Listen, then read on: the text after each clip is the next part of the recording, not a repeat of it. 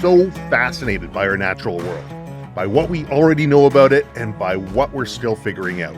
And right at the edge of that, in the space between settled science and folklore, is the conversation about UAP, or unidentified aerial phenomena, what we used to refer to as UFOs. Last Friday, the Pentagon dropped 162 declassified files on the subject through a new portal they call Pursue. This is the first formal federal release in 80 years, and people are losing their minds about it. Some, they're calling it disclosure. Some are calling it a nothing burger. And I've spent the last year talking to someone who I think can cut through all of it. My guest today is a man who grew up on the BC coast. He joined the Army Cadets at 12. He served a full career in the Canadian Armed Forces, including a NORAD posting, and came home to serve as deputy fire chief in the town he grew up in. He's been running a discussion group of scientists, researchers, and military intelligence folks for years. He's been a guest host on a podcast that interviewed Lue Elizondo and other big names. He's been approached by the federal government to advise on a Canadian UAP initiative alongside sitting members of parliament. But here's the part that makes him interesting to me. He thinks most of the people on the stage right now, they're full of it. Not the topic, the people. He believes in the possibility of life out there. He does not believe that the witnesses currently making the headlines are the ones who have found it. That's a conversation I want to have today with a guy who got close enough to see the seams. Welcome to the Silvercore Podcast, Rocky Swanson. Yeah, thanks so much. While we've been chatting, I've been looking forward to this.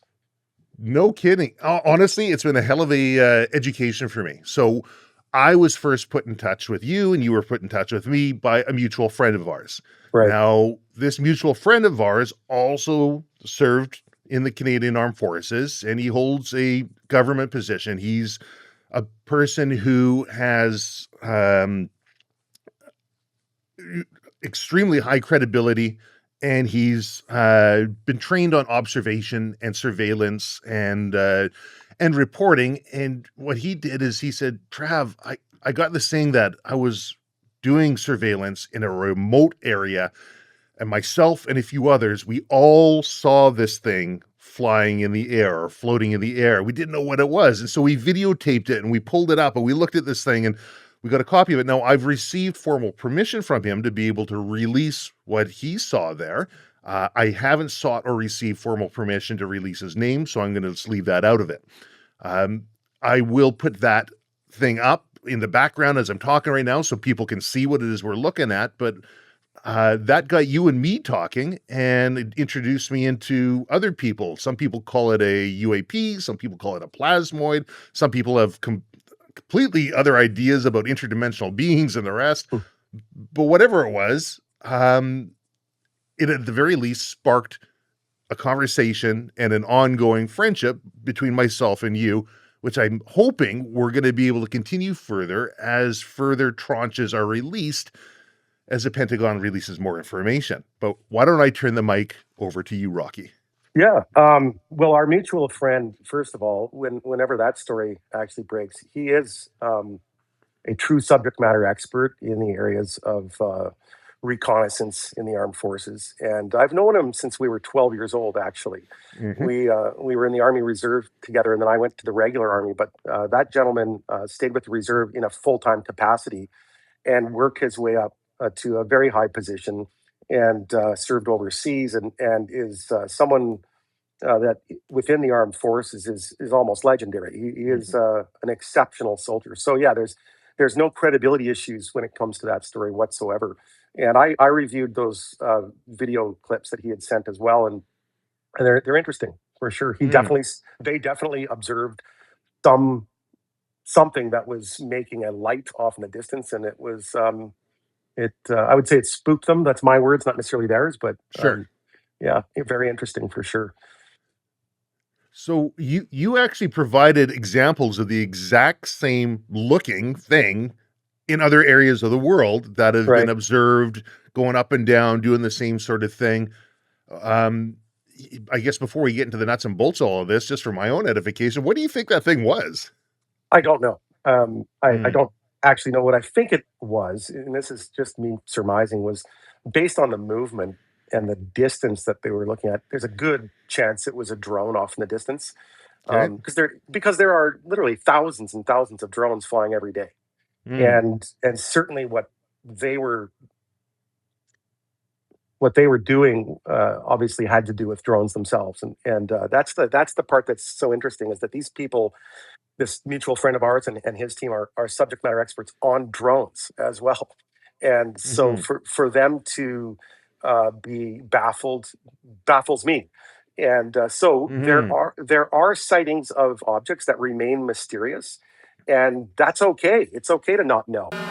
Okay, a little bit of a technical glitch there, but we're able to get it addressed, so we'll just pick right back up where we left off. Yeah, well, I think that the fact that these guys are like, often we'll hear stories in the UFO world about, subject matter experts and whatnot. But what was interesting about this case is these guys really are uh, some of the best that the country has to offer on drone technology. They are trying to be careful not to identify what agency they work for, but they're government.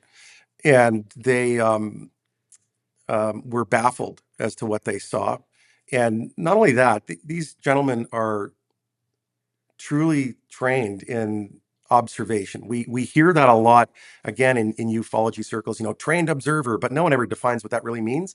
In armored reconnaissance in the Army, which is what some of these people did, their level of understanding about how to observe objects at a distance, how to observe objects at night, over water, over valleys, in foggy conditions, they've got this nailed down. Mm. So it is an interesting case, and the fact that they were so jolted by it, and the fact that they were so jolted by it is what really got me, because I was always embarrassed to tell my Army friends about my interest in the topic, Mm. right?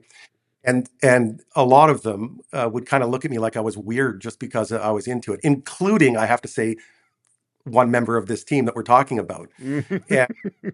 And when he phoned me up out of the blue to ask me to look at something for him, that was interesting, and I took it quite seriously, because he wasn't into this topic in the slightest, right? So, Hmm. So um, I was just watching this episode of Diary of a CEO, and Stephen Bartlett, who's the host there, he had a couple guys on. Got their names around here somewhere, but they're experts in their field about UFOs, UAPs, and all the rest. But the thing that I found interesting was that Stephen, he likes his true crime detective podcast. He says he's going to approach it from that angle. And he kept asking him questions like, what proof do you have? Like, how do you know? And some of the interesting ones that I think are I kind of like are, what would it take for you to believe that this is something other than alien? And I get the sense that a lot of people in the field of these experts are completely entrenched in their idea that this has got to be yeah, real, and they just look for reasons that confirm what they already have. And what intrigued me in talking with you, because when I was preparing for my podcast with Chris Ramsey, who does Area 52, and he's a Canadian YouTube right, personality, and he's into the whole thing as well. What struck me about you is you come from a perspective where you've got a deep interest in it. You believe that there's something out there, but you're also highly skeptical, and you apply a framework to all the information that comes in to try and separate the wheat from the chaff. So as we're looking at this new disclosure that comes in from the Pentagon, are we seeing anything new? Is there things to be separated? And I guess, well, yeah, go on. for those that have been into the topic for some time, there's not a lot new there. I mean, there's certainly some new video clips, but you can't make much of them. Mm. I have to say, though, there is one particular clip there's two that I'd like to mention real quick, and I'll get into them if you wish. Mm.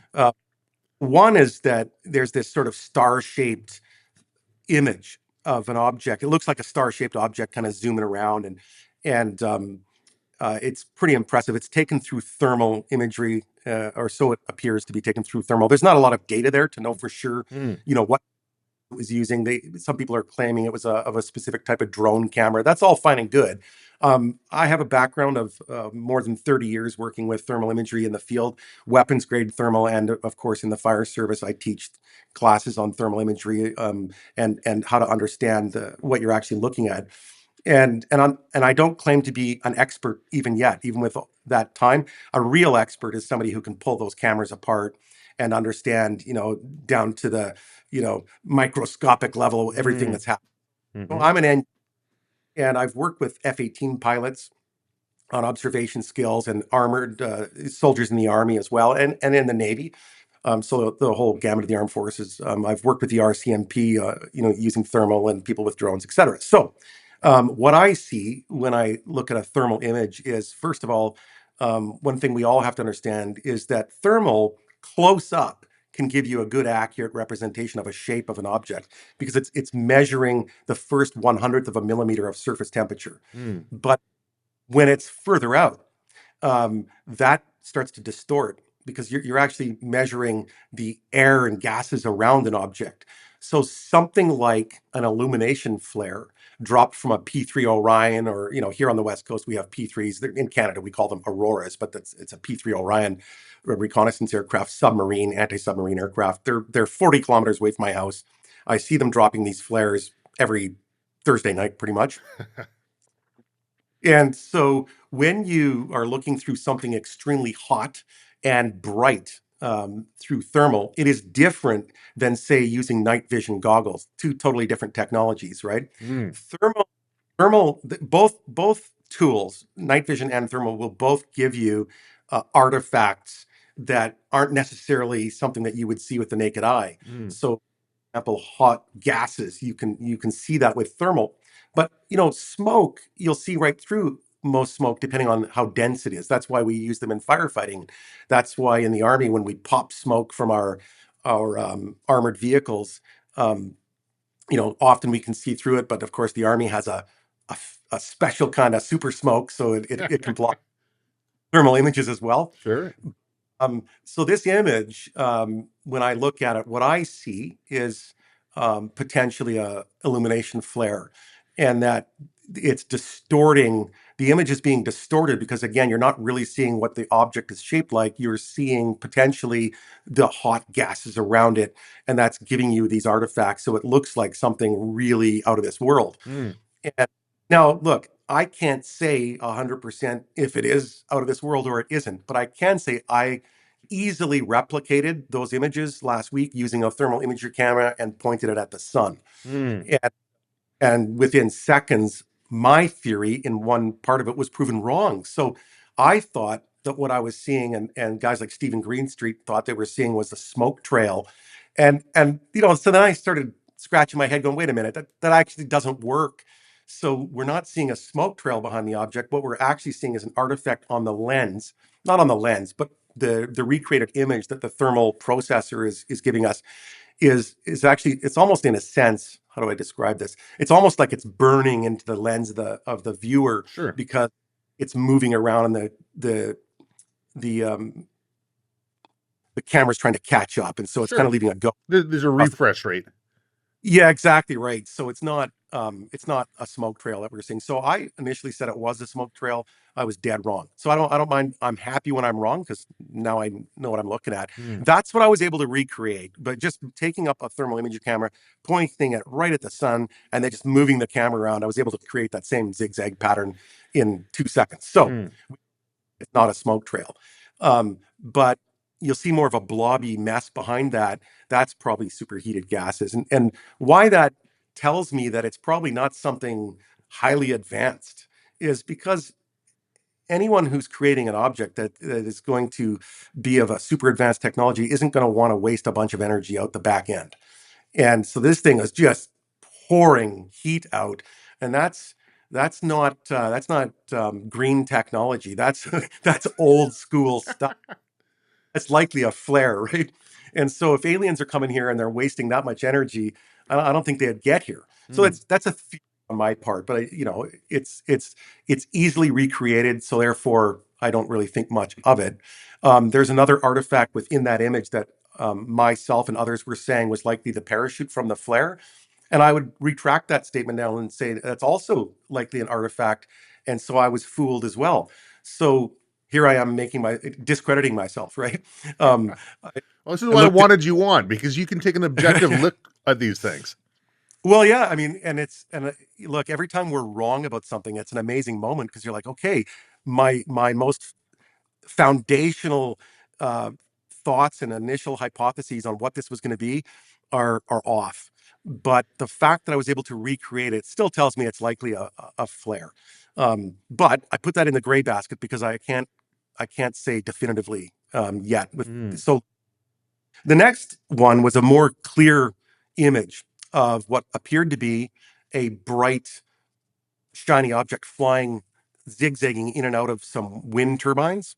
Okay. Uh, Looked like a foggy day. What's actually happening there is that there's a drone that's quite high up filming something at a extraordinary distance. That drone in and of itself is not just flying in a straight line. It's actually taking a turn at one point, and its camera's on a gimbal. And here we go with gimbals again.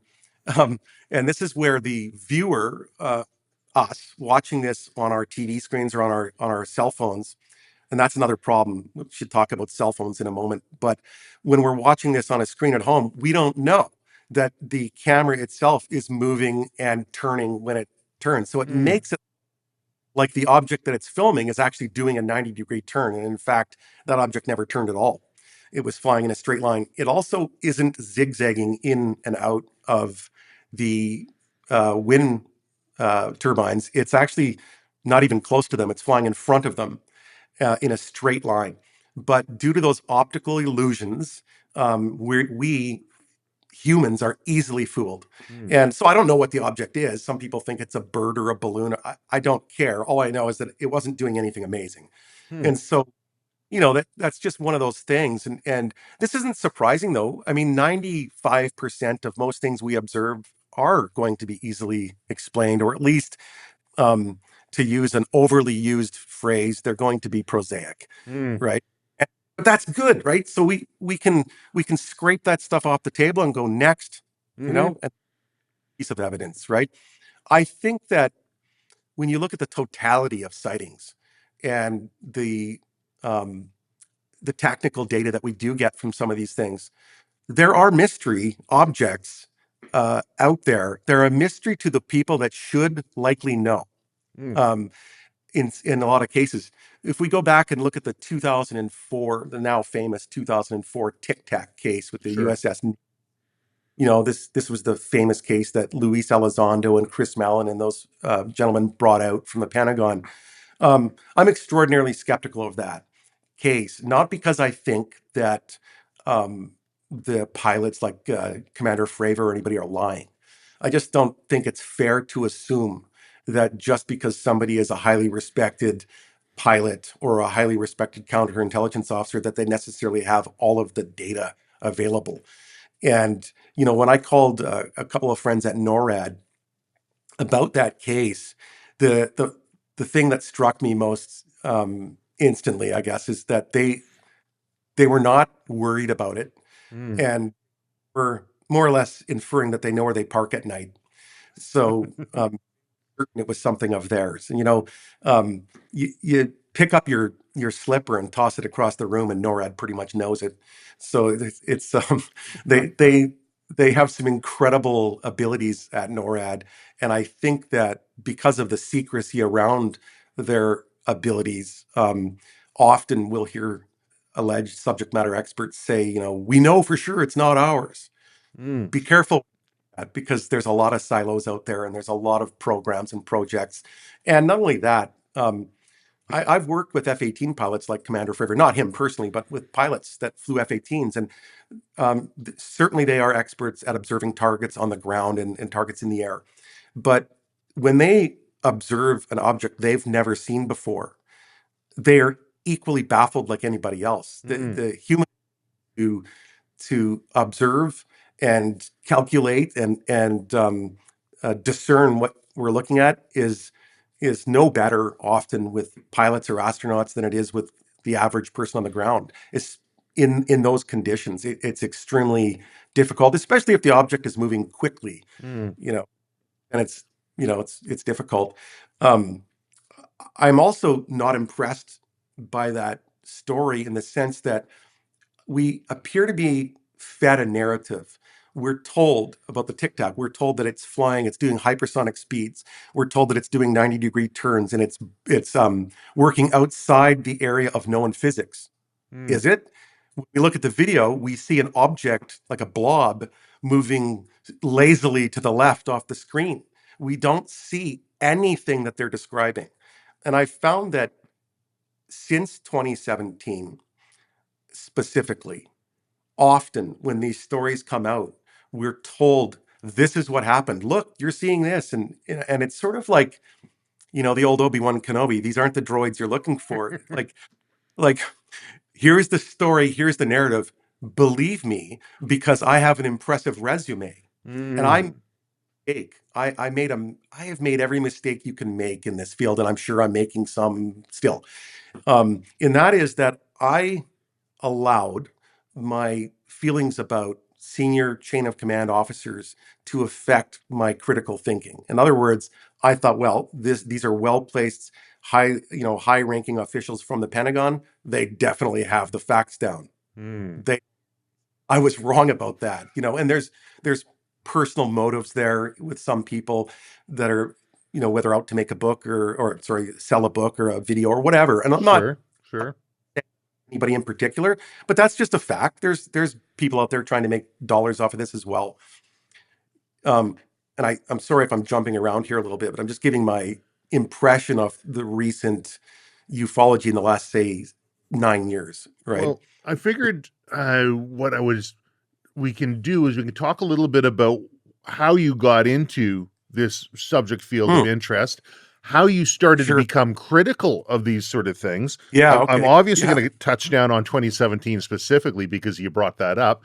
And, there is another point in here which I hear coming up all the time. And this idea that there's a cabal of people hmm, out there that are controlling things or controlling a narrative. And wrong. I'm not convinced that there is No, some cabal of people that are trying to influence and control the world for their own benefit. I do believe that there are people who will surf a wave of something that's happening. They'll sure. see something happening out there. They're like, oh, the ocean's rising. We got some swell. Let's get on our board. We're going to make some hay. We get the books and videos and we got some money to For make. sure. And I think that happens in all categories, but I think it's lazy for people to abrogate their responsibility and their agency and say, well, it's outside of me. And that's Yeah, the part that really intrigues me about your approach is that, and you can correct me if I'm wrong, but you seem to have a bit of a rubric or a framework to how you approach information that comes in and how you internalize it and put it into whatever bucket it's going to be in. And the really interesting thing, I think, is that you haven't ruled out, despite ruling out a lot of stuff, you haven't ruled out the possibility of some of these claims that there might be technology or there might be life out there. So that's sort of the gist of what I was thinking to go, but why don't we start with sure. you? Like, how did you get Okay, into yeah. this? And then was there an aha moment that took you from I think there's something out there I want to believe to, okay, time to get a bit more critical. Yeah, yeah, there was. I How I got into it exactly is kind of all over the map. I've given a number of different answers on that, and that's because at any given time I'm remembering, one thing or another. But when I was 9 years old, I was here on the West Coast. It was Saturday morning. I was watching cartoons, Wile E. Coyote and the Roadrunner. Love that. Mm-hmm. And I looked over my shoulder. We had a waterfront home. Back in those days, poor people lived on the waterfront. So, there we were. And I saw what I thought was the moon, I think, and it was just shining in the sky like a full moon, but it was like a um, foggy morning. Mm-hmm. And that kind of foggy morning, though, where the sun is bright and it's breaking up. And anyway, I could see what I thought was the moon, but it was weird looking. It didn't look exactly like the moon. And so I started watching cartoons again, turned back over my shoulder, and this thing is closer. And it's silver and it's Mm. round and it's huge. And I could also see the moon off to my left. So it wasn't the moon. And I had never heard of UFOs. I had never heard of any of this. I was 9 years old, living here in the countryside, and I had no concept. So I was just baffled as to what it was I was looking at. I didn't have any framework to go on. Like, so I didn't sit there and say I saw a UFO because I had never heard of that. Um, the most I'd ever seen was, we lived out in the country, so we didn't even have cable. We had rabbit ears on our TV, Sure, yeah. and it wouldn't come in clear. You would smack the floor and shake the TV, and hopefully it cleared. Yeah. That's who we were, right? Um, so anyway, that was exciting. I saw something and was just sort of baffled by it, and went back to watching cartoons and kind of forgot about it. But over the years, so years went by, and then this TV show, The X Files, comes on, and I start thinking, oh, maybe I saw something. So it interested me enough to dig, and I think that I became ardently skeptical initially when I was listening to TV shows, or not TV shows, but radio shows like the old Art Bell, Coast to Coast, which I right, Yeah. and a lot of late nights in the Army, AM radio, listening to that stuff. So it was very intriguing. And yes, in fact, there were stories told by some impressive folks that sounded plausible. And so I kept an open mind about it. When I say I started off as a more of an ardent skeptic at that time, I'm talking about my early 20s. Um, I just hadn't seen anything that I found compelling. Mm. Uh, but when years went by, and I got kind of fascinated with Richard Dolan's books and different people out there. Um, I started going down the ufology rabbit hole, where I was becoming more of a believer based on stories being told rather than myself being able to dissect any objective evidence, right? Mm. So I was slowly myself going down the rabbit hole of believer. And then 2016 hit, and I finally sort of got out of that that thinking just around the time that Lue Elizondo and Chris Mellon, came forward and started talking. And so I jumped right back into it. And I didn't have a life jacket on. I just jumped in head first and started basically believing what these guys were saying based Mm. on the fact where they worked. And actually, I had some mutual friends that sort of knew who Lou was, and that kind of sold it for me, right?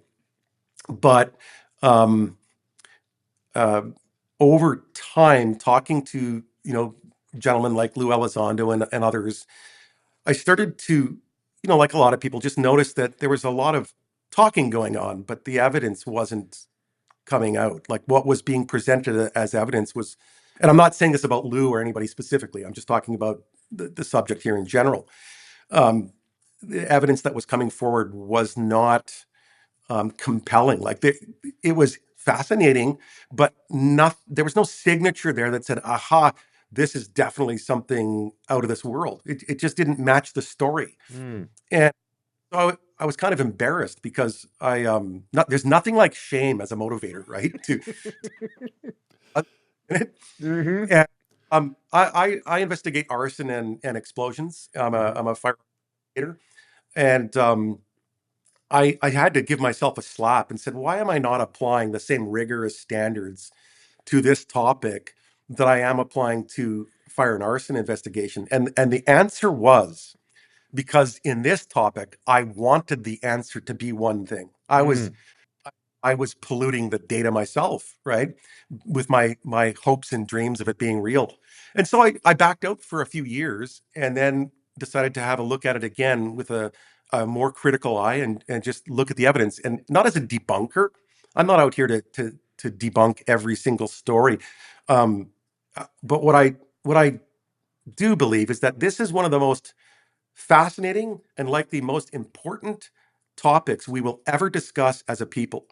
And if that's the case, if it is so important, if it is so fascinating, it deserves the most rigorous, skeptical attention it can possibly get. When we're given a story, we should rip it apart and look for those golden nuggets in there. And guess what? One of these days, we'll probably find the real thing. I have no doubt. The universe is ridiculously large. Um, the idea that we're the only life out there, no one thinks that. Nobody thinks we're the only intelligent life. but has it come here? And if it is here, is it hiding from us? Is it, what form does it take?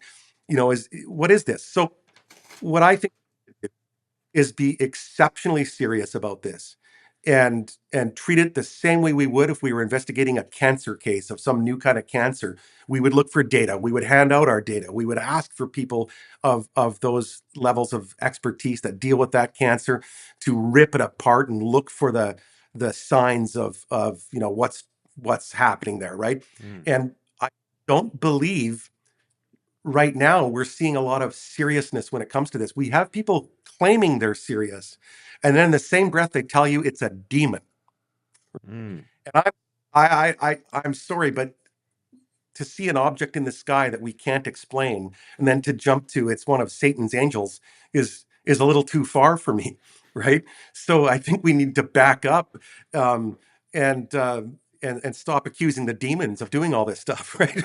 We need, you know, we just need to look at what we have, and in a lot of cases we have fascinating video. Supposedly there's radar data out there that nobody ever gets to see. I have seen some radar data, and there has been some very fascinating. Actually, everybody should look this up. There's a guy named Daniel Otis. He's with CTV News. He's a very good friend of mine, and he writes a lot of the stories on UFOs for CTV here in Canada. And he's interviewed a lot of these folks. But what he has done that's really fascinating is he has received more access to information requests. In other words, in Canada, we don't use ATI. Sorry, we don't use FOIA in Canada. We use ATI. Mhm. But in the United States, everyone's familiar with the Freedom of Information Act requests. We have FOIAs provincially, but federally, we use something called the ATI, Access to Information. And Daniel has received some incredible data from the Canadian Armed Forces through the ATI process, showing that, in fact, we have detected objects moving at incredible altitudes in exceptional speeds. And that is interesting. So, someone out there does actually have some toys that are, at the very least, exceptionally advanced. That cannot be denied by any debunker or skeptic. And I am a skeptic. I don't know what those objects are, but they are real. So, there is something to this topic as far as people actually seeing objects, for Mm. sure. That's where I'm at.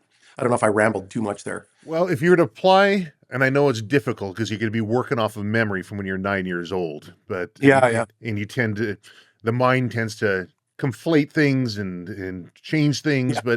But if you're to apply the same sort of rigorous approach back to what you saw when you were 9, what do you think that was? Well, it took me a long time to dig into this. At that time, our home on the water faced southwest, and over the horizon on the Pacific Ocean, there's an island out there where the Air Force used to do bombing runs. And at that very same time, they were testing something, and someone is going to tear me apart for this because I'm going to get the details slightly wrong here, but they were testing something that was called a bromine bomb, or Hmm. a bromine, and it was capable of leaving gaseous clouds in the atmosphere that could be very deceptive looking. And it just turns out that at that very time that I saw that object, that may have been going on. So there's one possibility. Um, as far as it being, something from out of this world, I don't know, but I can tell you when you witness something that's so strange like that, it gives you all kinds of feelings, right? Hmm. All the feels come alive, I didn't know about UFOs, and the hairs were standing up on my head, Mm-hmm. and I remember that sort of chill, right? Mm. And so I don't blame anybody for initially, maybe jumping to a conclusion, but at some point we have to do, what we say in the army, which is suck back and reload, right? Yeah. And then try to come. And I don't have an answer as of what it was definitively yet. It's 40 years ago, right? I don't know, and so it's just one of those things that it's fine to not know. I'm Mm. not going to I'm not going to blame the aliens for everything. So it's an unknown to me at this time. I think that humans just innately love to be in awe. They love to be Yeah. amazed. And there's the juxtaposition of that is they also love to try and figure it out, right? And it's like going to see Right. a magic show. And some people will sit down and they'll watch a magic show and like, holy crow, how'd they do that? And they leave. And other people are like, will be sitting there intently watching and scrutinizing. I figured it out, right? But Right. there's a joy that can be happening on both sides of the gamut there. I think that UFOs and the unexplained stuff kind of falls into that exact same sort of psyche of, hey, this is neat, this is new. What is it? Must be the gods fighting in the skies, or demons being sent down, Right. as an explanation. But just like magic, there's going to be people who make a living out of this. Yeah. How much of that do you think is tainting the public perception of what actually could be or should be looked at? Way too much. Real data, real evidence often just speaks for itself. It doesn't need a podcast. It doesn't need a blurry photograph. It doesn't need an explanation from somebody of a high rank. Evidence that's clear, any one of us should be able to look at it and go, holy crap, look at that. Right. And it would be, I would suspect in most cases, if we see an airplane doing something weird, we don't care if the pilots are believers in anything. We just go, look at that airplane, it crashed, it did this or that. We're not asking for somebody's resume. Real evidence is often self explanatory in a sense, right? I don't know if that stands out. What we're seeing right now is, for whatever reason, a lot of people of authority giving us their opinion without providing objective evidence.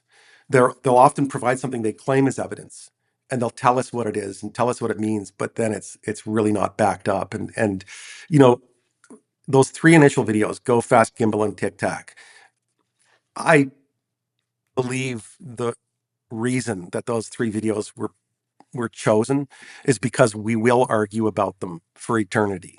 It keeps the conversation going for whatever reason. And you could pick any number of reasons. They don't have to be nefarious. There could be a very good reason that somebody wants that conversation to take place.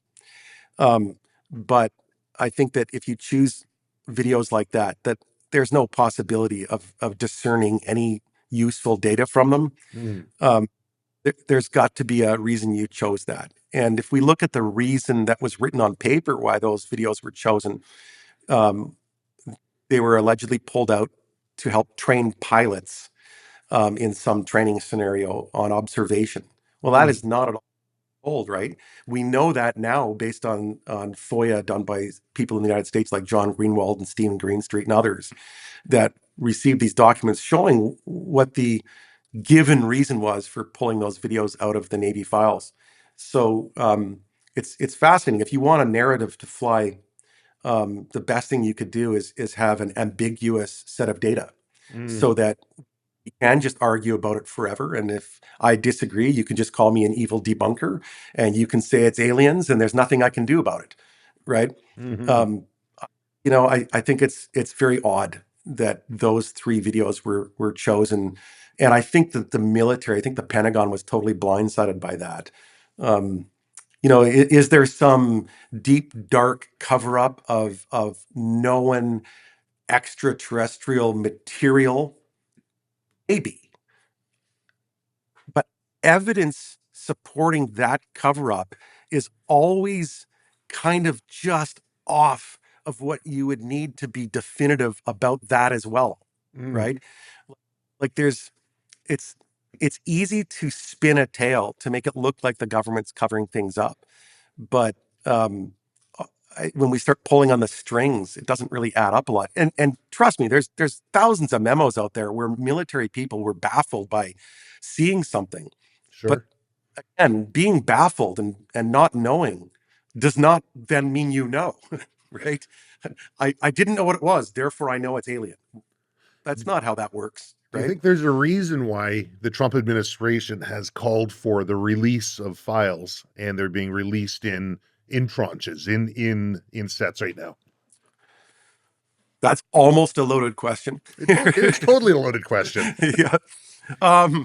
Well, I mean, I'm going to stay away from the Trump's personal politics, because a lot of people throw that out there, Mm. and I don't have evidence of why he decided to release these things. However, in the Republican side, the conservative side, you'll find that, and I was a card-carrying conservative myself for decades, that there is more openness quite often to this type of thing, Mm. right? And a lot of pressure, I think, being put on the Pentagon for about 20 years, actually. If we go back to the 1990s, the late 90s, early 2000s, there was already pressure being applied to the Pentagon and the White House to at least make the topic something that we could discuss without being ridiculed. And you know what? That has now happened, right? Like we can now discuss this without being called wackadoodle, Mm. right? There's still a lot of wackadoodle stuff surrounding it, but that's okay. You Sure. know, we can have discussions, right? And oh yeah, when I first came out to talk about this stuff, I would get red in the face and be all embarrassed, right? Sure. That's just how it was, even 10 years ago. Mm. But why now? I think that the pressure placed on the topic, the type of noise that's been made by these alleged insiders has moved the conversation to the point where the mainstream media and podcasters and people like yourself have applied enough pressure from the grassroots and up that the public representatives just decided that, okay, let's just get to the bottom of this. It's getting a little bit ridiculous. If Mm. aliens are here, if they're not, they're not. And if we have something, let's show it. And I think for the most part, government agencies are being very open and transparent about it. But there's allegations that there are still agencies, three-letter agencies within the government that are hiding this stuff. And I can say that I have friends in the intelligence world that are themselves convinced that there is something more, that there really is something more. And I've asked why they think that. They claim that they've seen some kind of evidence and won't tell me what that is. Mm. And so I respect their privacy that way, but it really sucks, you Mm. know. And so have they been fooled? I don't know. But that one thing seems to it seems to be consistent, that there is at least the belief that there is at minimum something exotic that was at least witnessed or recovered or understood somehow. And yet, good hard evidence for that is fleeting. It has not arrived on our kitchen tables at all. So There seems to be a lot of trust me, bro, in this there's in a this lot world. of that. What Yeah, there's a sorry. have you seen anything that would compel you to believe that there's more to this story, whether that's UAPs, beings, extra dimensional, whatever, or that is heavy enough to be placed on one side of the scale as maybe so?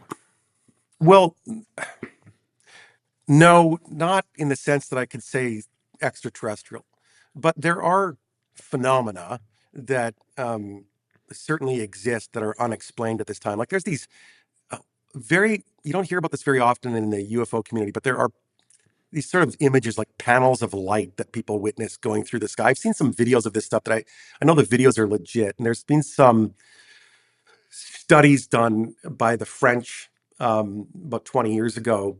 I think they had a report. I think it was called the Cometa report. Mm. And a lot of people attribute that to the French government. It wasn't really the French government. That's an exaggeration. It was former government of military officials that decided to look into this topic. And there was some stuff there that was at least potentially new atmospheric phenomena that we didn't understand. That's the most I've ever seen that was compelling in that sense. And and I think that we're going to discover a lot more atmospheric phenomena that is just new to us, but very, very normal, very natural, right? Mm. Um, that said, when it comes to the ETH or even the non-human, what do they call it? The non-human intelligence or something like that now. Mm. Um, it's hard to keep up with all the That's nomenclature. right. But the look, there's no way we can rule out extraterrestrial hypothesis altogether, right? I'm not trying to rule it out altogether. I'm trying to dig down into each case that comes along when I do look into this stuff. And, is it, can we explain it in any number of ways or not? And if we can't, awesome, we can put that one up in the green bin and get back to it and then see what we can find out. But I haven't seen anything that compels me to say they're definitely here. Yet, No. yet you're still a believer.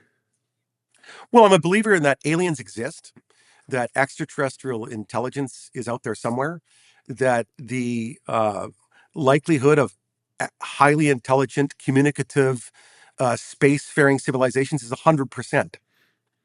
I have no doubt in that. The And, reason I'm so confident is just numbers, right? The number of stars out there are endless. So even if the number is 1% of planets have life, that number is so large that I don't know what number that is, right? Like the universe is endless. So it's got to be. So from the balance of probabilities as opposed to beyond a reasonable doubt. So you're taking the Yeah, Canadian civil court measures of yeah, evidentiary rule to for sure. as opposed to criminal court measures of it's got to be meet this threshold to be absolutely definitive before we can act upon Right. it. Okay. Yeah, like when people say to me, they get very angry with me because they're saying I'm just a debunker or whatever. Well, telling me a story, although I don't think I'm being lied to, is not evidence. It's a belief that someone had an experience, they believe they saw something, and they believe they know what it was or what it. That is not something I can take to a laboratory and study, right? It's compelling, it's interesting, it's something that I'll keep in the back of my mind, but I'm not going to go on the 6 o'clock news and say John over here saw an alien spaceship because he says he did. That doesn't fly. The fact that the military films or records objects, through thermal at a distance that the observers don't understand is no different. Um, the claims of radar operators, my wife was a former Navy radar operator, and she taught at the Naval Fleet School for a decade or something. So we've had many discussions about this kind of thing. And my father was a commercial pilot. I worked around aviation and this stuff my whole life, so I have good connections to talk to people about the details of these things. And I've listened to pilots and doctors and all kinds of people say they've seen things. And so, yes, people see things. There are thousands of things to see, but does any of the evidence so far presented by anyone ever constitute definitive proof of extraterrestrial intelligence or materials? Not yet. We're not there. We have to be disciplined. This isn't about debunking. It is about our personal discipline and the ability to take a breath, observe that evidence.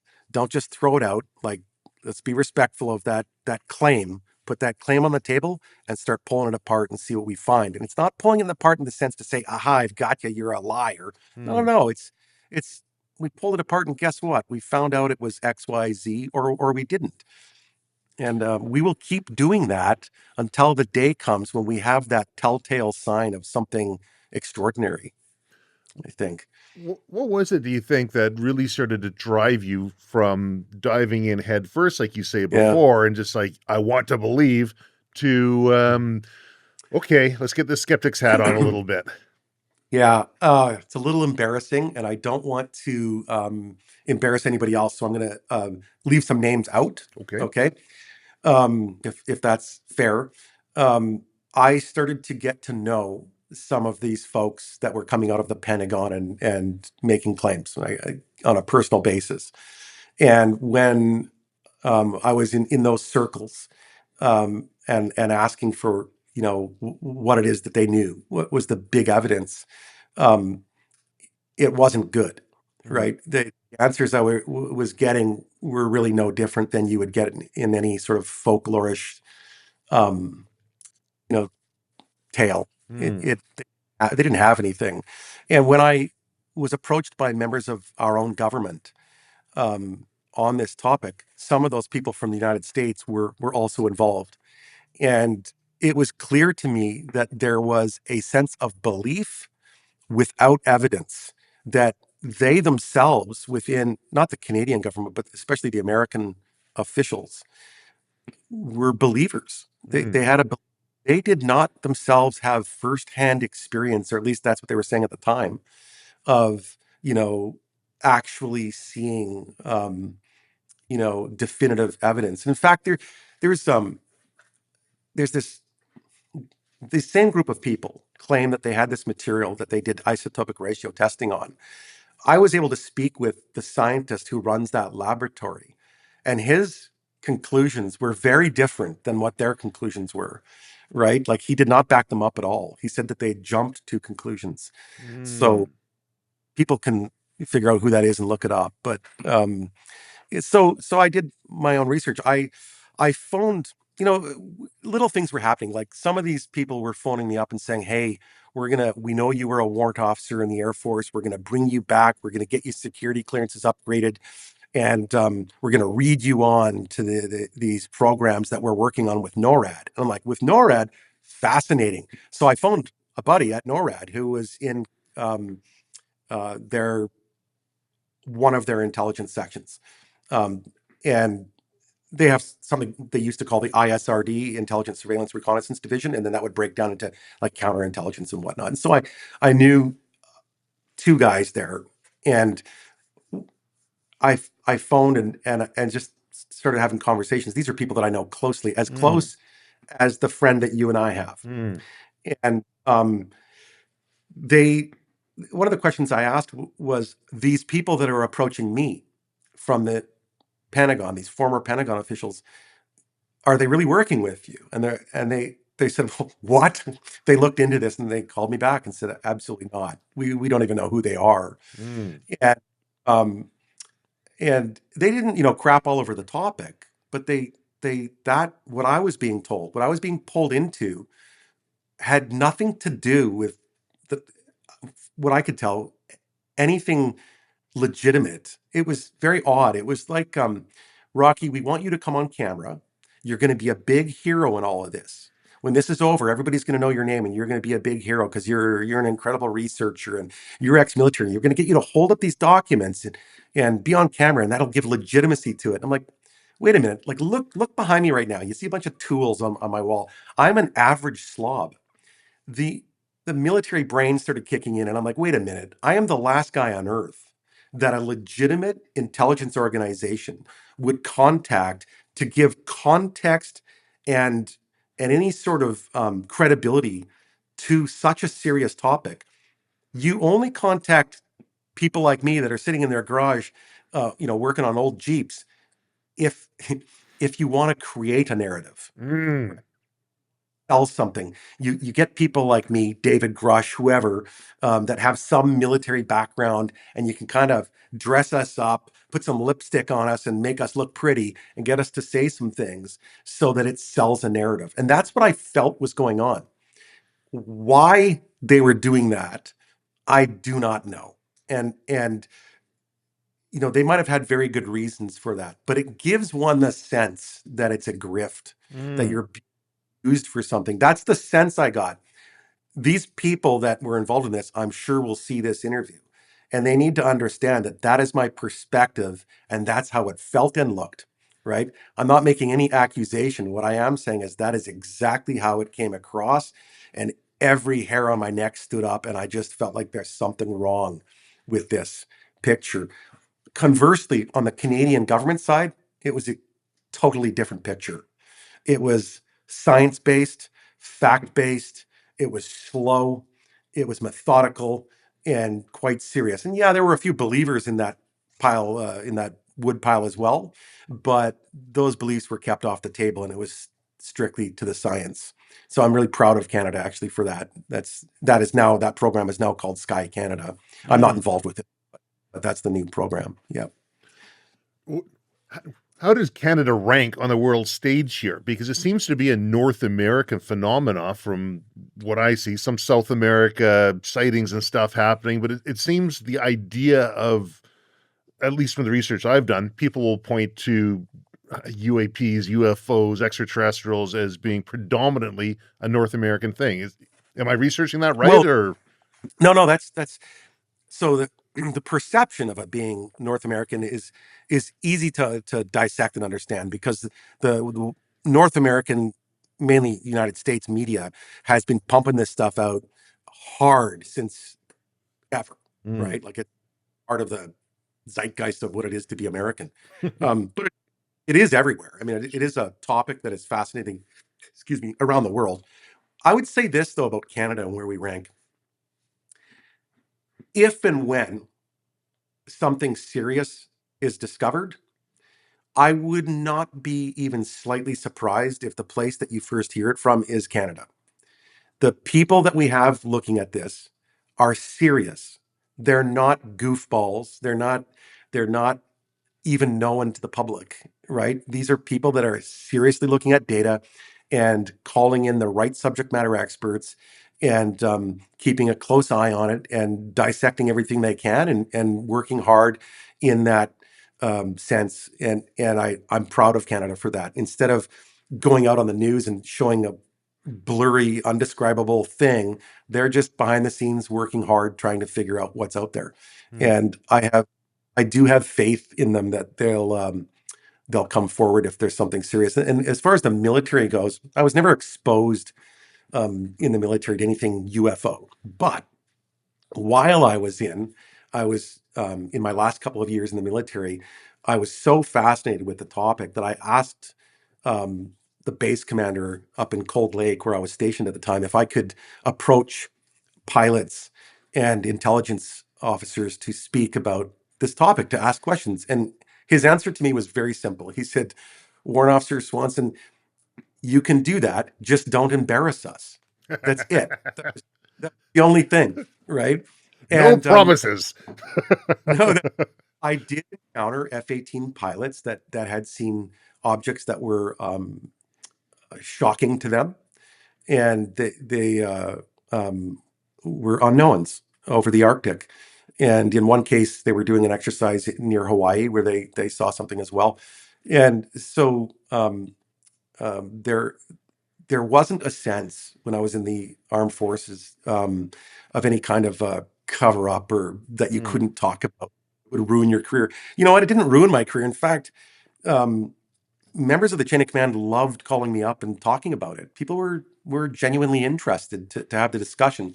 What they didn't want was every Tom, Dick, and Harry phoning the base to report every light in the sky, Mm. right? That becomes problematic because, and we've known this for decades, that one of the reasons that the military has shied away from taking reports from the public is that we knew, that the Russians knew, that if the Russians started flooding our phone lines with false reports, that we wouldn't be able to see what was really out there. Mm. We'd be so overwhelmed with false reporting that we might miss a real threat from the former Soviet Union. And so things like UFO reporting became very compartmentalized, and that led to a lot of what people felt was a cover up. Mm. It wasn't a cover up of knowledge; it was a cover up in the sense of, we just can't handle all of this coming in. We need to deal with real defense issues, and we can't be bothered by this. That has to go to somebody else.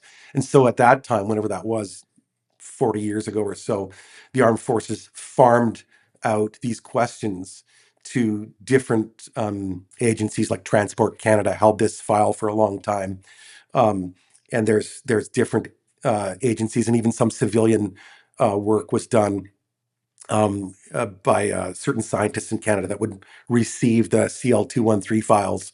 That's checklist 213. It's a checklist that's used when reporting UFOs in the military, and a UFO being unidentified flying object, right? And so these reports would go to Chris Rutowski in, I think he was with University of Manitoba or University of Winnipeg, and he would compile these reports. And Chris has written, he's not a friend of mine or anything. I've had the pleasure of speaking to him once or twice 100 years ago. But he's written some books on the topic, and he's the guy that was really taking these reports at that time. Mm. Different story Today, because of the public attention paid to this, the known drone threats and the known confusion created by the wide array of objects that are in the sky, clearly the federal government and the armed forces have taken a very different approach on this now. And that's why I'm certain that if Canada discovers something legitimate, we'll know about it. And we will see that in a very different way than what we're seeing presented by the famous ufologists, Jeremy Corbell and George Knapp and these folks that are out making millions of dollars off this topic. It'll be very different than that. Yeah. When you were talking to the different pilots and you're learning about what they found to be out, and let's say you said in Hawaii or over in Alaska, was there a common thread between what they're talking about? Well, in those two stories, the objects were large. According to one pilot, when they saw the object over the Arctic, that it was big enough that it scared the pants off them, whatever they thought they saw. And interestingly enough, in November of 1986, there was a now famous case from a Japan Airlines flight. It was flight 1628, I believe. The pilot's name was Kenju Terauchi, and he had 29 years flight experience at that time. And they were flying near Anchorage, Alaska. They were coming over from Europe and then off to Japan. And they witnessed what they described as an object twice the size of an American aircraft carrier, according to them. And it was glowing. There were other smaller objects allegedly flying around it. And this thing looked like a flying walnut shell, for lack of a better explanation. What's interesting to me about that story, which is kind of being somewhat not debunked, but kind of swept away, is that what our Canadian Air Force pilots described to me without ever having heard of that case was that they described the same object. And, to me, it seemed like they were describing the same thing. Something of that size, something of that amber color. So I don't have an explanation for it. There are scientists, atmospheric physicists, that have described different types of lighting conditions over the Arctic that might explain that. What isn't explainable is that, well, no, it is explainable, just not in the sense that debunkers would like, that in fact, the object that Kenju Terauchi and his flight crew saw, not only did they see this thing allegedly out the window of their airplane, it was tracked on radar. It was tracked by Elmendorf Air Force Base, Eielson Air Force Base, and Anchorage. And it was serious enough that the West Coast Division chief for the FAA, a guy named John Callahan, flew up to Alaska to gather up all that data, and then gave some briefings to the CIA allegedly on that. I say allegedly because I can't back up what another guys they did, but John seemed like a pretty serious fellow. Now, who knows if what he's saying is accurate, but it was interesting. There was some correlation there between what these pilots had told me privately, and I can tell you they had never heard of John Callahan or Kenju Terauchi or any of those cases. So again, there are things that people see. Does that equate to intelligence? Does it equate to extraterrestrial intelligence? The evidence that we have currently does not. But that's just because, well, that's not just because, but it may only be because we don't have enough data, clearly. Or we've encountered atmospheric phenomena that are not widely understood or known. Either one of those can be true. And both can be true at the same time as well, right? So again, I don't sweep that one off the table. I take it quite seriously. When the Canadian Air Force pilot was telling me this story, I was the acting sergeant major in a forward operating location, a NORAD forward operating location up near Nunavut. And so I say acting sergeant major because I was never actually the sergeant major. I was a warrant officer. There was no master warrant officer there, so I took on that role.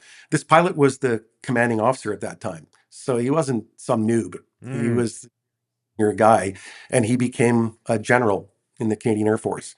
And he is the one that told me that. I'm not releasing his name because the media knows who he is, and if he's ever willing to talk, then he'll talk. But he didn't say he saw aliens. He said he saw this, what they thought was a big object, and that they flew under it. And that's something for an F-18 pilot to say. That's really something. Mm. And that is the only case that I personally hear and go, wow, what was that? What was that? Really? I don't know. That Yeah. out of all the ones that you've studied, that's the only one that you've really kind of just been scratching your head on. It is because I sat face to face over breakfast with this officer. Um, I got to see him on the job commanding his pilots. I knew what a serious thinker he was. I knew that he had never, ever approached this topic. The reason he decided to talk to me was because I had gone to the chain of command and been given permission to sort of openly ask these questions. And I happened to have a book with me at a breakfast table in the mess hall, Richard Dolan's book, um, like UFOs in the National Security State. And Mm. it was sitting on the table, and he grabbed it and spun it around, and he said, "Oh, you're into that?" And I said, "Well, maybe." Right. and, Maybe why? and and so we had that discussion. Um, so yeah, I guess I'm kind of you asked me earlier in the interview here about was there anything, and I basically said no, but yeah, I guess it's that. If there was something that I found super compelling, it's that. Not in the sense that I think it was aliens, in the sense that it is one of those unknowns that is so strange that the ETA should be placed on the table in all likelihood. Now, there's probably atmospheric scientists out there that are going to hear this and go, no, no, ET should not be placed on the table. That's fine. Then let's hear them speak, Mm. right? Let's clear that off the table, and then we can move on to the next thing. But yeah, I do keep an open mind towards that possibility, because again, it would be the greatest discovery of history, period. Wouldn't it? I'd say so. I mean, the experts out there that are doing the podcast circuits that are talking about Yeah. what they know, the underlying thing that comes back to me is, again, the balance of probabilities. They're saying Yeah. we believe it because of just this preponderance of information, people saying the same thing, which we know Yeah. we can be influenced, right? There can be, I mean, the extraterrestrial image that came from Close Encounters of a Third Kind became the way that everything looked. Right. Whitley Strieber came out with Communion, and Communion. that's Yeah. right. I remember reading that book when it came out, and I don't think I slept with the Right. lights off for a while after that, because every time I closed my eyes, I was sure these gray aliens were over my bed. But that's all in my head, right? It's all based on the Yeah. information that you hear, and Yes. I think there's the other things that I hear the experts talking about. They're like, there's a lot of things. They say it's proven there have been bodies that have come from the crashes. Again, trust me, bro. Right. That the reason why it's secret, that we've kept it secret, is because there's an arms race or a technology race between Russia, China, and the US, and nobody wants to talk about it and Right. tip their hand as to what they might be working on. And there seems to be a growing chatter of, well, no, it's not extraterrestrial, it's extra dimensional or under the water. This is why when these kinds of stories come up, and this is not new, and you're pressed and pressed for evidence. Eventually, it always goes to the ethereal. It always moves off to the religious side of things. There's a very distinct religious framework to a lot of this stuff. A higher power, bright lights, angelic beings. They can get into your mind. They're here to help you, or they're evil. There are so many parallels between this and religion that it's easy to slip down that very slippery slope. Um, Earlier you said you didn't think that there was some cabal of people controlling everything. Neither do I. But what I think there is like a collective ignorance in a way. I don't know what other word to put in there, but by collective ignorance, what I mean is it's easy to start connecting dots on alleged sightings that have no connection whatsoever. And that connection of dots then becomes the lore, right? Mm. I saw one. So, and then another person says, I saw one. But actually, what do you mean you saw one? You saw one what? Right? You saw something you could not explain. Someone else saw something they could not explain. That does not mean those things are in any way, shape, or form connected. But when people start thinking they are, and you connect 10,000 cases, it now looks like a phenomena. There is a phenomena there, all right. The phenomena of belief, for sure. Regardless of any ETH or non-human intelligence reality to this, that phenomena of collective delusion almost is also real and should not be ignored. The other phenomena of grifting, if we can call that a phenomenon, is a real thing. Right? People making millions of dollars off of this. If you look at the political situation in 2016, specifically in the States, and you look at what certain political folks that were running for office were saying, they were saying everything they could to undermine the government, to undermine every agency they possibly could. Don't trust the government, trust me. The modern day ufology information that we've been receiving from alleged Pentagon officials, former Pentagon officials, is very similar. Don't trust the FAA. Don't trust the Air Force. I've got the answers, right? Once again, undermining institutions. Why would anybody wish to do that?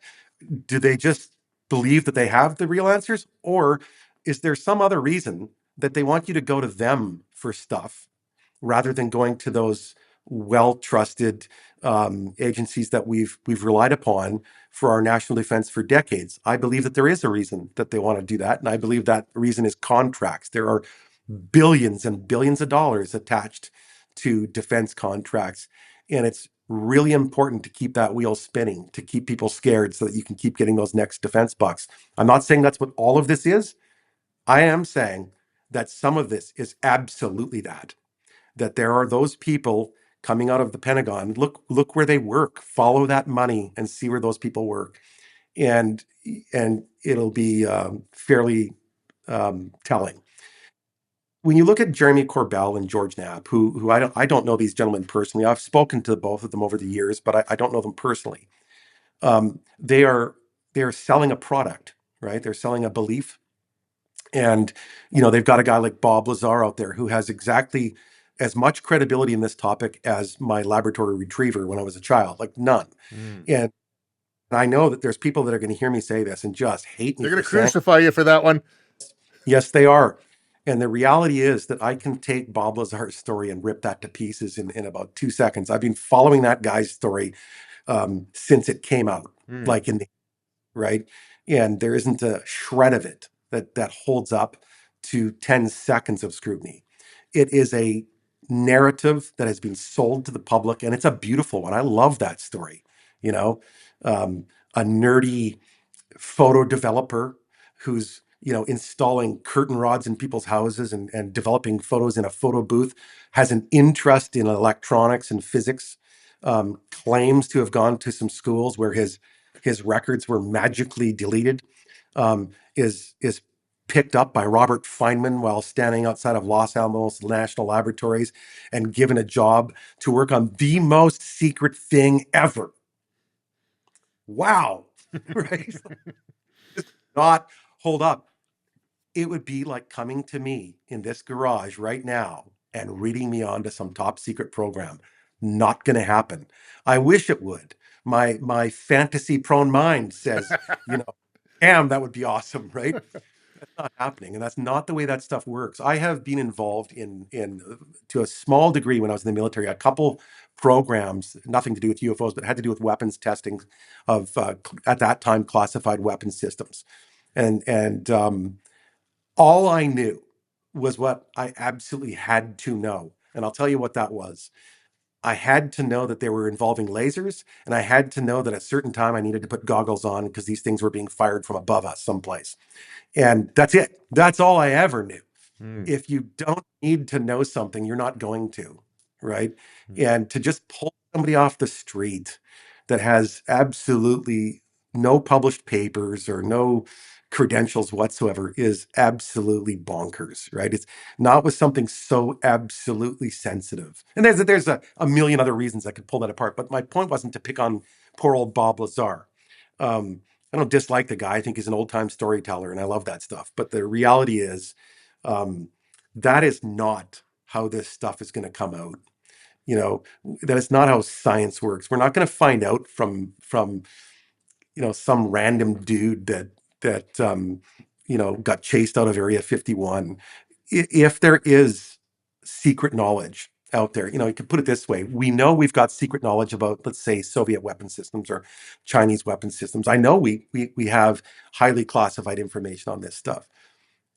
Do you have any friends that are like, for example, in JTF2, Special Forces folks? Have you ever met Yes. anybody like that? Yeah. Right. Those who talk don't know, and those who know don't talk. Mm-hmm. How often are JTF2 guys out blabbing their mouths off in public about what they do? Mm-hmm. Never. Mm-hmm. If we have something, if the United States have something, it's people like that, people with that sensibility, people with that discipline that will be in charge of it, that will be looking at. I'm not meaning special forces. I mean people with that serious frame of mind. The reason that our friends in the special forces don't talk is because what they deal with on a daily basis is real. It's not a game. It's not a video game. It's not a movie. It's real life and death stuff. If we have a team of people, scientists and whatnot, dealing with something so sensitive like hidden extraterrestrial technology, will be dealt with in exactly the same manner, right? And so, yes, you could hide stuff and you could cover things up, but you're not going to have some Bob Lazarian character pulled off the street into JTF2 to run their range, right? Like, I don't see JTF2 guys knocking at my door saying, "Hey, you seem cool. Come and work with us." That's not happening. Well, with Bob, I You thought know? the compelling thing there always was that there was no financial motivation and there's only downside to him. Like, Wrong. okay, Wrong. There's an absolute financial motivation for this, and there's other motivations too other than financial. But Bob's made all kinds of money off of UFOs, especially recently off of his movies and stuff. But there's and Bob's friend, George Knapp. I mean, he's made an absolute career out of selling these stories. Right now, there's nothing wrong with selling a story. I mean, awesome, good for them. But just think about this for a minute. In Bob Lazar's story, how much evidence was he able to provide to prove anything that he ever claimed? Right. So he claimed that he had this education from MIT and some other university. That turned out not to be the case. He, in fact, went to Pierce Junior College, where he placed in the bottom 20% of the class, barely passed, right, in a minor electronics diploma, right? Okay. Not somebody that Robert Feynman's going to be bringing into a classified program. When it comes to his understanding of physics and, element 115 and that whole story. So people will say, well, you're wrong. Bob had his name in a phone book out at the laboratories. Well, yeah, those laboratories are just big, giant hangar spaces where you can rent lab time, and different companies will rent, lab space, but it's a very secure place. So they'll have everybody who's out there listed at that time. And today it'll just be on a web page, right?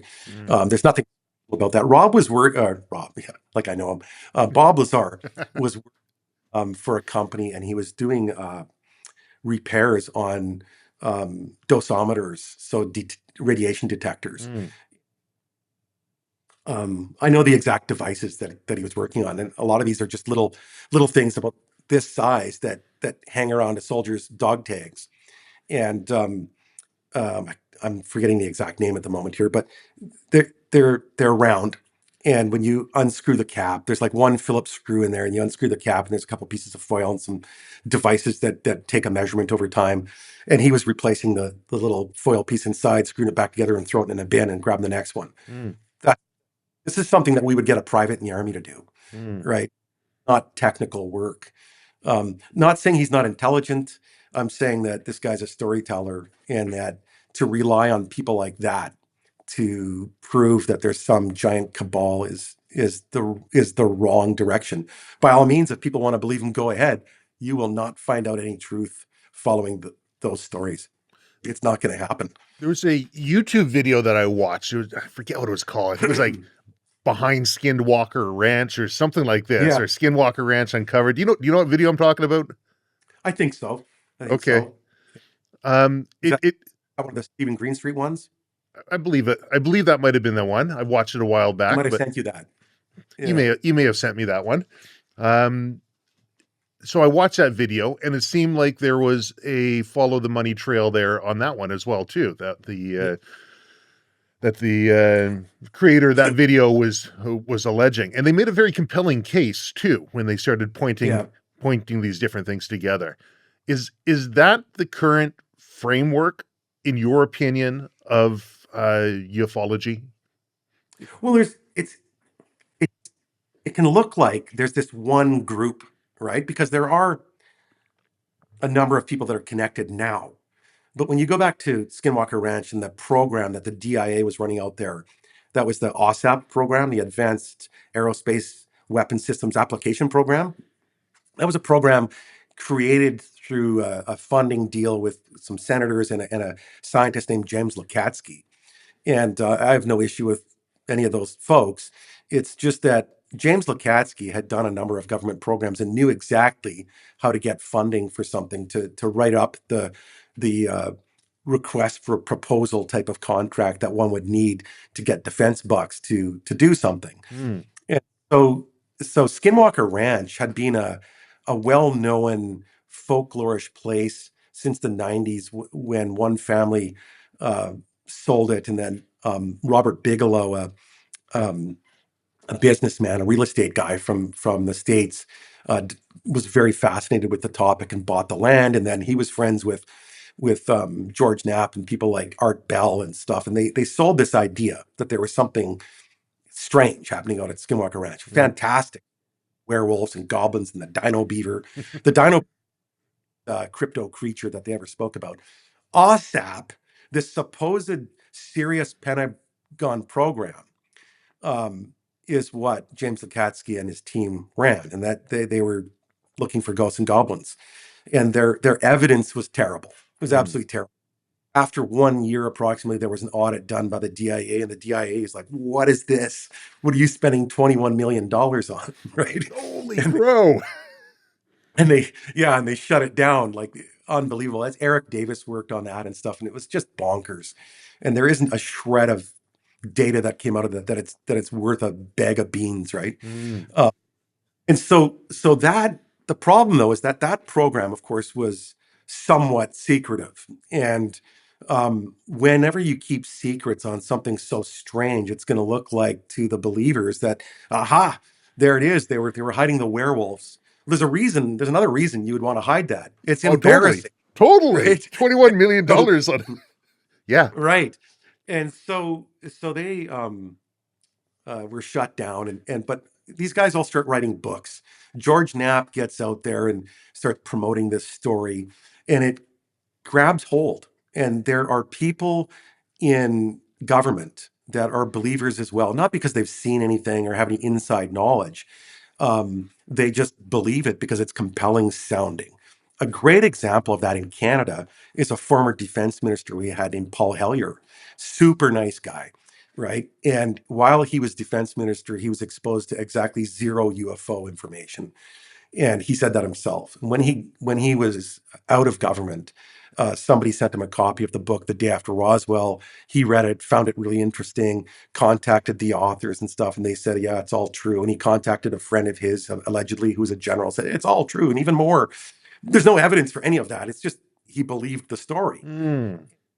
And so he went down that rabbit hole, much to the chagrin of his family in the later days of his life. And then he got absolutely used by the UFO community, especially by Stephen Greer and those folks that dragged him in to this culty belief system where they knew that once again they could ride on the coattails of that man's hard-earned credibility and rode that credibility trail until he died. And I don't think that Paul ever meant to misinform anybody. He was speaking from a point of belief. But unfortunately, because of his background and his credibility, it got used. And there is almost a network of credibility farmers out there that try to suck people in and use their credibility for as long as they can, and then they just flush them down the toilet and go on to the next target. And to make money. They do that to raise awareness for some other issue. None of these people, not George Knapp, not Lou, not Jeremy Corbell, or any of these other people involved, have ever provided a shred of evidence that is definitive in any way, shape, or form. And I believe that is by design, because the longer you keep this going, the more money rolls in. And I'm not saying that they're not believers.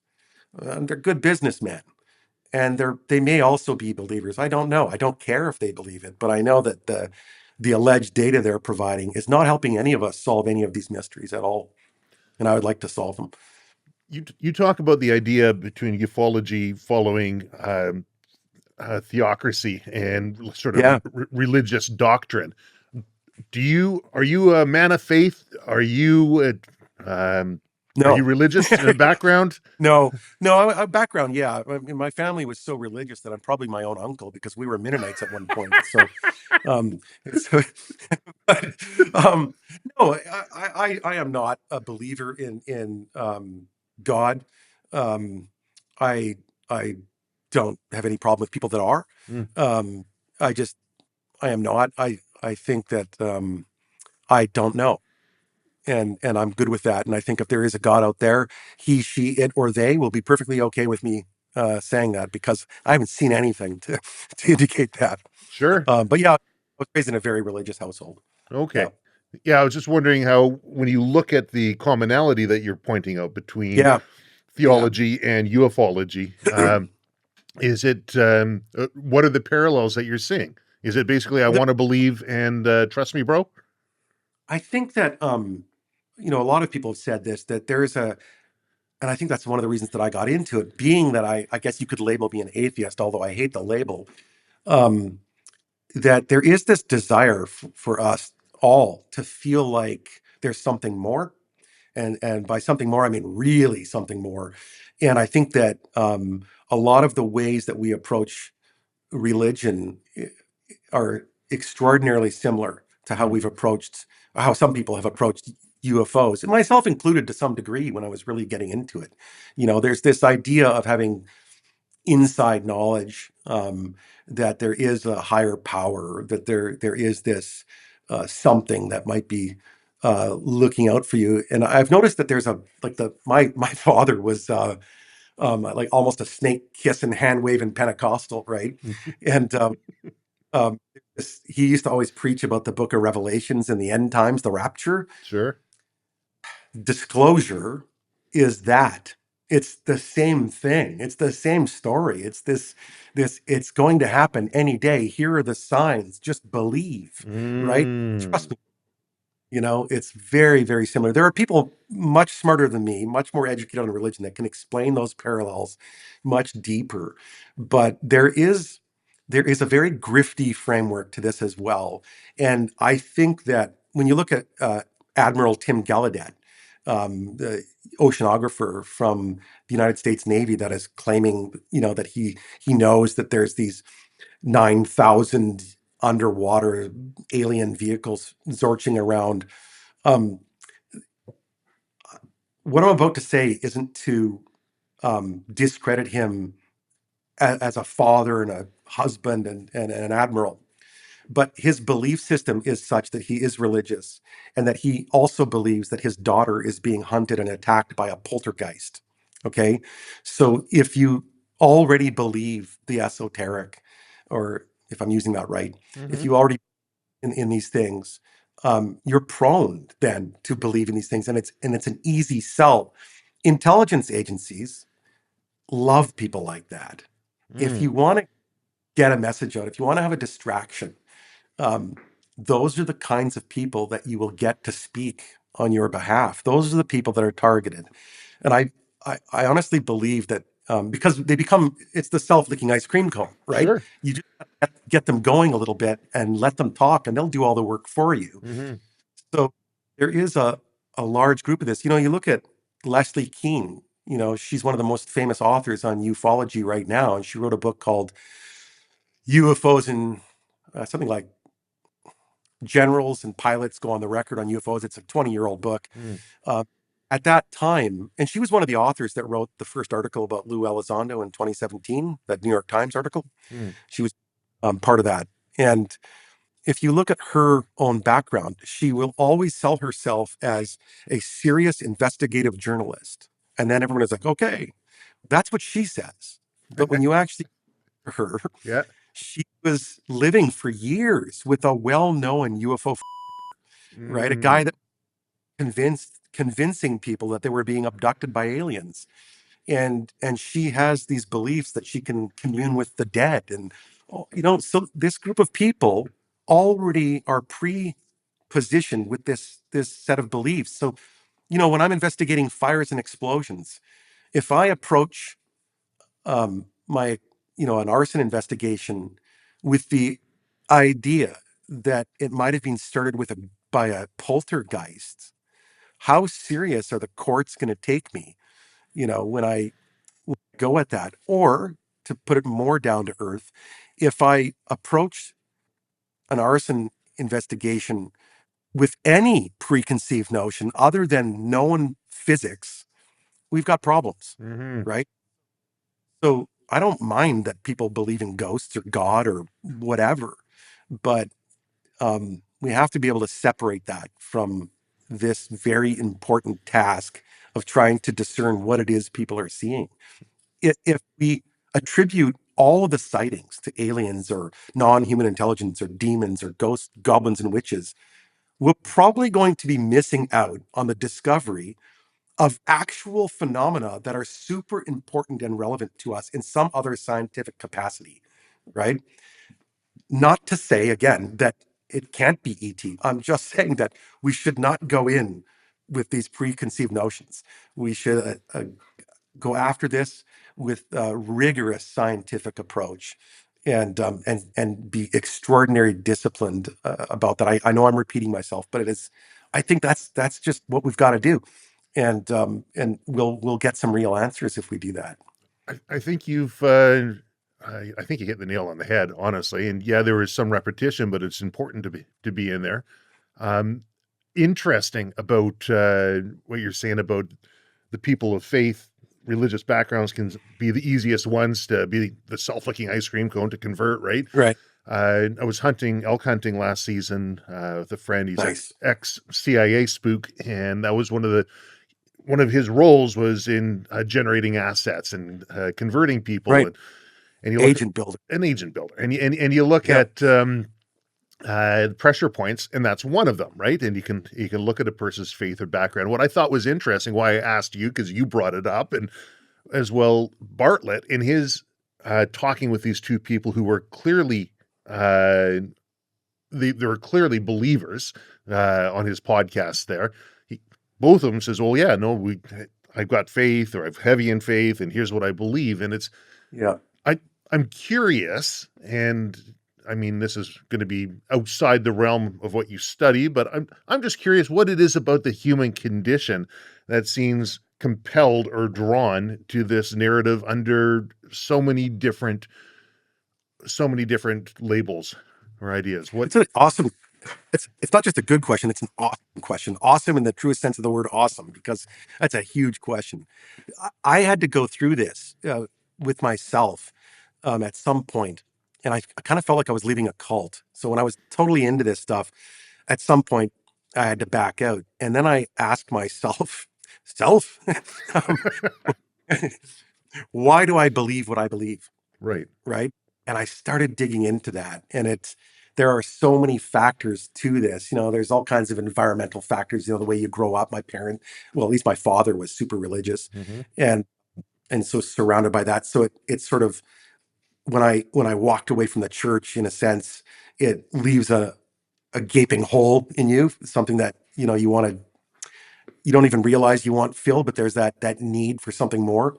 I think there's the secret knowledge idea of UFOs that was so compelling. When my brother and I had our podcast, we, at some point, when we were still really into it, we realized that our great mystery, the thing that we loved hunting for, was about to be over, because it was all going to be exposed as true, and we were depressed by that, because we didn't want that hunt to end. Right. And so it just hit me like a slimy fish in the face that that that that desire to search is a massive part of the human condition, to keep something more. And I had to look at myself pretty hard in the mirror, which is never good, um, to figure out why that was. But there, and then today, in the age of misinformation and disinformation, whichever way you want to describe that or use those terms, there is so much of that right now. You've got some CIA friends, and so do I. And when you start learning from these people about how information is used to manipulate, Mm. it's sad how easy it is to manipulate people. And I felt that I was being led down a garden path by some of these folks at one point. So I had the privilege of shame to run me out of this for a while so I could get some perspective. But yeah, I think that there's endless reasons why people get into this, but specifically right now, in the last 10 years, we have been fed ufology with a fire hose. And there's so much of it coming at us that when you're given that much and you've got these people of authority telling you there's something there, it becomes too difficult to discern what's true and what isn't. So you end up making a judgment call. And Mm. most of us tend to choose the path of least resistance. And so if it sounds good and feels good and you like what you're hearing, you tend to believe it. And God damn, I want to believe that stuff, right? But I need more. I don't want to believe, I want to know. Mm.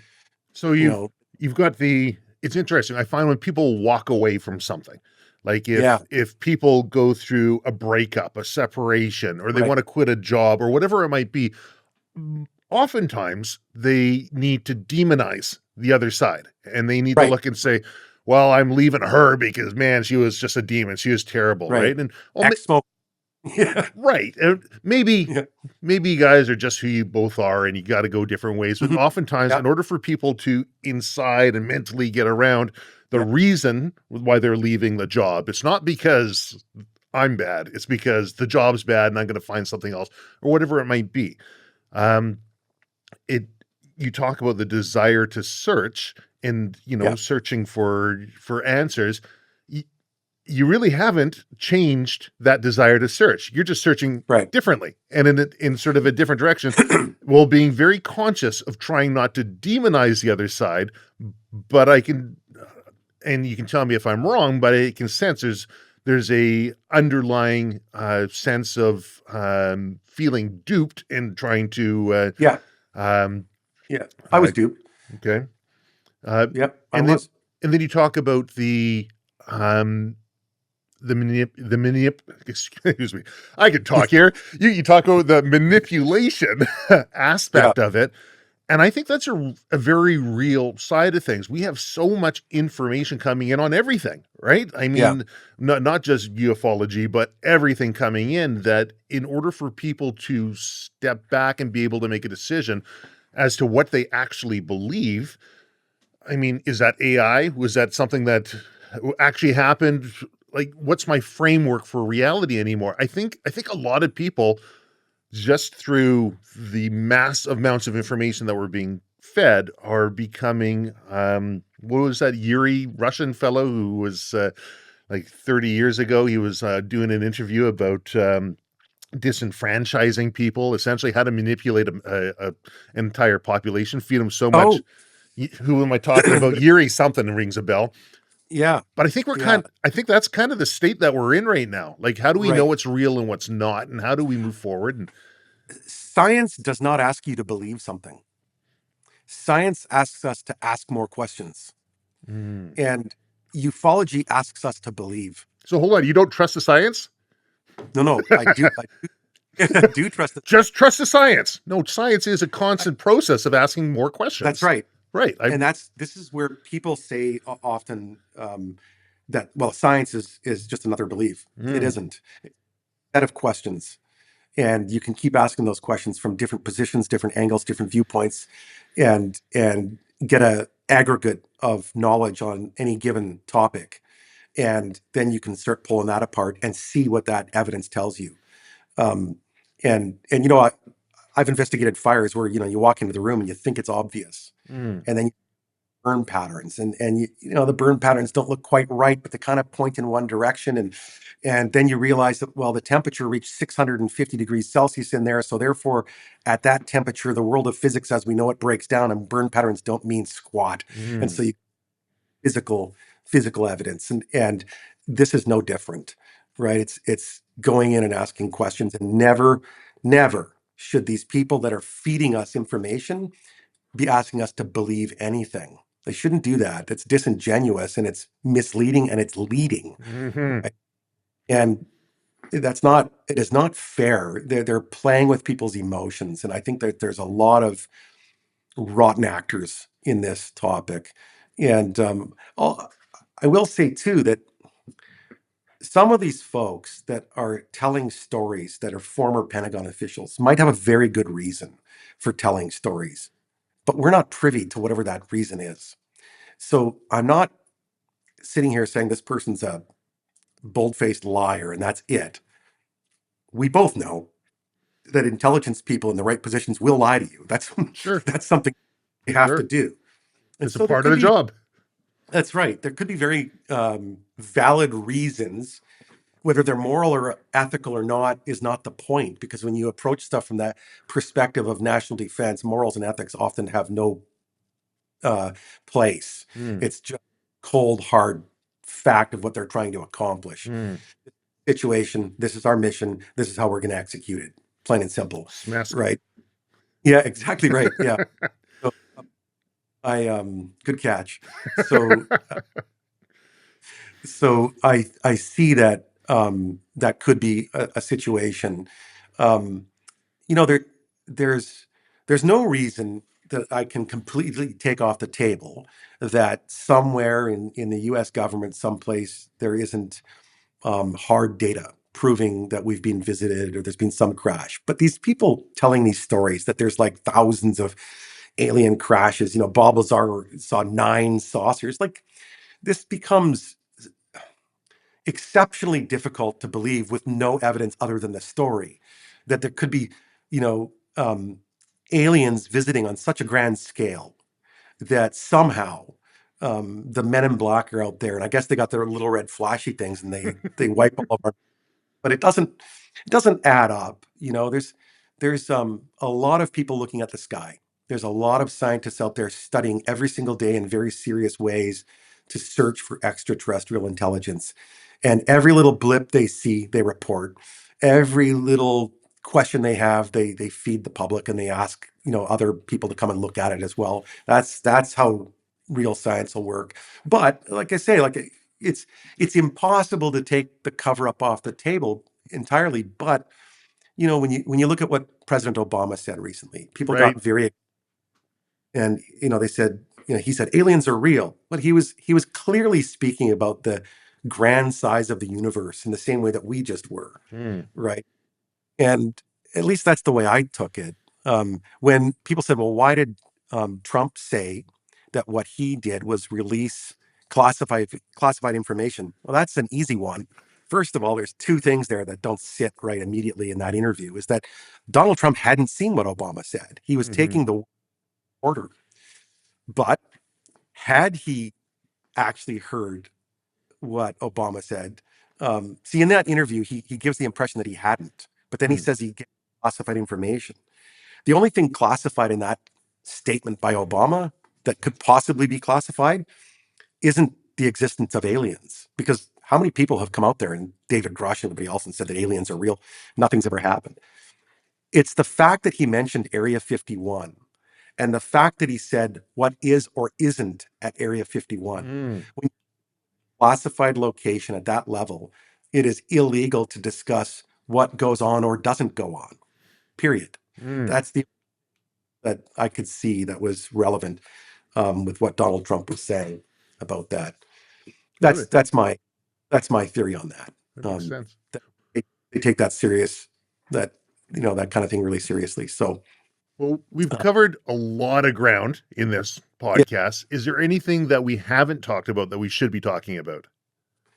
Well, I do think that it would be nice to do maybe this again and get into that framework of manipulation that is happening from the more famous talking heads out there, and to try and show that to give people a little tool to use, maybe to help discern fact from fiction as much as possible. But what Mm. I guess I could say is that if you're being asked to believe something on faith, don't. Right? Like, save that for church. But Mm. this topic, if you are a person out there that takes this topic seriously, and you maybe someone out there has seen something and they believe that they saw something, that's good, that's fine. But um, don't be pulled down a rabbit hole here. Don't allow anybody to tell you something without solid, verifiable, testable evidence. Um, we're currently being asked to believe, and that's just not right. That's not how this stuff rolls out in real life. Mm. Well, That's my on it. I like it. I like it. And I think we're going to have to talk some more after the next tranche comes out. And Yeah, for sure. it'd be cool if something comes out and all of a It would- sudden we have to do a complete 180 and say, okay, hold on. But Well, it's not even a 180. It's if something comes out, and very well could, it's like, God damn, there it is. mm, Awesome. yeah, It's like that, because we're not, you and I aren't sitting here saying it's impossible. It's that evidence hasn't reached that litmus test yet. It hasn't crossed the Rubicon, right? yeah. You know. So that's all. That's all it is. And people can come and make whatever claim they like. And I have friends that believe all kinds of crazy stuff. And I'm just waiting to see the evidence. That's all. You know. Well, Rocky, thank you so much for being on the Silver Crow podcast. I'm looking forward to our next chat. Right on, man. That was great. Thanks.